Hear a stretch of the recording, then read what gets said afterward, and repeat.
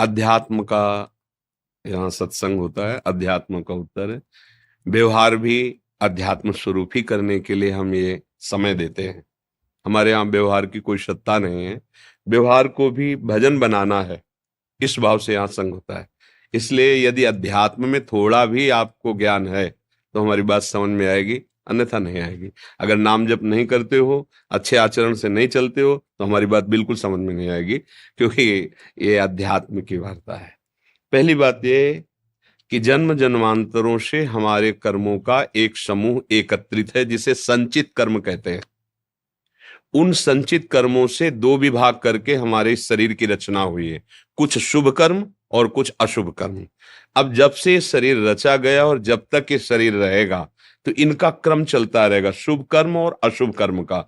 हमें ऐसे व्यक्ति मिलेंगे जो कभी सुख पहुंचाएंगे, ऐसे व्यक्ति मिलेंगे जो कभी दुख पहुंचाएंगे, ऐसी वस्तु मिलेगी जो कभी सुख पहुंचाएगी, ऐसी वस्तु मिलेगी जो कभी दुख पहुंचाएगी, ऐसे रिश्ते बनेंगे, ऐसे संतान होंगी, ऐसा व्यवहार होगा जो कभी सुख पहुंचाएगा कभी दुख पहुंचाएगा। क्योंकि मेरे कर्म दो ही प्रकार के हैं, शुभ और अशुभ।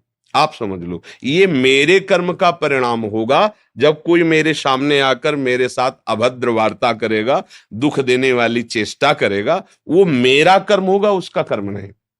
पहली ये बात माननी है। अब वो मेरे कर्म को निपटाने के लिए आया है, सायोगी है। जो मेरा कर्म निर्धारित किया गया दुख भोगना, वो शाम जैसे कोई एक है, मिलता है कि हृदय रो पड़ता है, उसके प्रेम में, उसके व्यवहार में आनंदित हो जाता है। एक है, हृदय जल जाता है कि भगवान कभी ऐसे आदमी को मेरे सामने मत लाना। तो रूप तो दोनों उसी के द्वारा भेजे गए थे। एक के द्वारा मेरे अशुभ कर्म का नाश कराया गया और एक के द्वारा शुभ कर्म का। शुभ कर्म का नाश हुआ सुख भोग के और अशुभ कर्म का नाश हुआ दुख भोग करके। पहली बात, अध्यात्म किसी की निंदा करने का राइट नहीं कि आप जो है किसी की निंदा करें।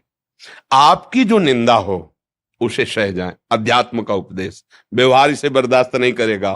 और परमार्थ का और ऊंचा स्थान, तुम हमें गाली दोगे हम तुम्हारा मंगल मनाएंगे, तुम हमारा अनिष्ट करोगे हम तुम्हें सुखी करेंगे। अध्यात्म का जहां प्रश्न कर रहे हो, एक अध्यात्म मार्ग के पथिक से प्रश्न कर रहे हो। दूसरी बात, हमारे प्रभु सबके हृदय में ईश्वर रूप से विराजमान है। ईश्वर जो सबका शासन करता है।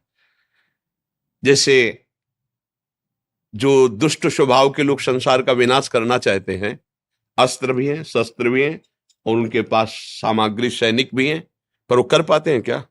उतने को मार पाएंगे जितना मारना है।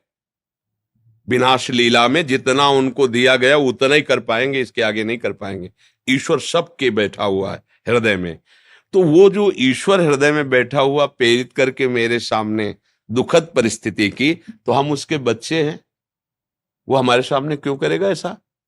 है कोई मंगल विधान।